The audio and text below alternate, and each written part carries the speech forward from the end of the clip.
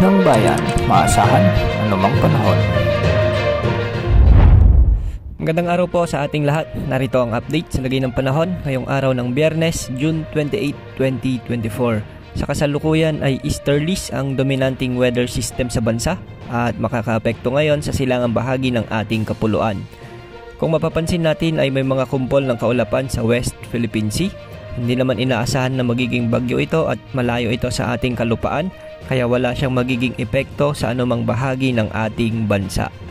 Samantala, posible namang may mabuong low pressure area sa silangan ng Mindanao sa mga susunod na araw, pero mababa naman ang tsansa nitong lumakas bilang bagyo.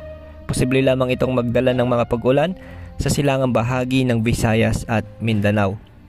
Ngayong araw, dahil sa pag-iral ng easterlies, asahan ang maulap na kalangitan na may mga kasamang paminsan-minsang mga pag-ulan sa bahagi ng Aurora, Quezon Province, Bicol Region, Eastern Visayas, particular sa Samar at Leyte Provinces, Caraga Region at Davao Region. Ang mga nasabing lugar ay makararanas ng maulap na kalangitan at isolated rains lalo na pagsapit ng hapon at gabi.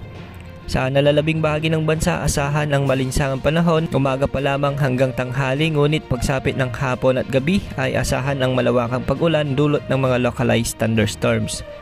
Sa ngayon, posible ang mga localized thunderstorms lalo na sa hapon at gabi sa Ilocos Region, Cagayan Valley, Nueva Vizcaya, Nueva Ecija, Bulacan, Aurora, Zambales, Bataan, Tarlac, Pampanga at malaking bahagi ng Metro Manila.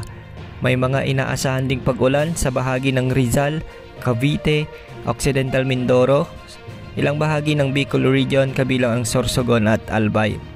Makararanas din ng mga pag-ulan ang northwestern parts ng Antique at Aklan, kasama ng Masbate at Samar at Leyte Provinces at ang Negros Island Region. Posible rin ang mga pag-ulan sa bahagi ng Bohol, lalo na sa hapon at gabi.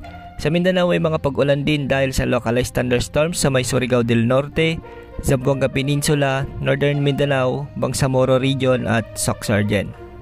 Sa ngayon, wala naman tayong inaasahang bagyo o low pressure area na posibleng makaapekto sa bansa sa susunod na 3 hanggang 5 araw.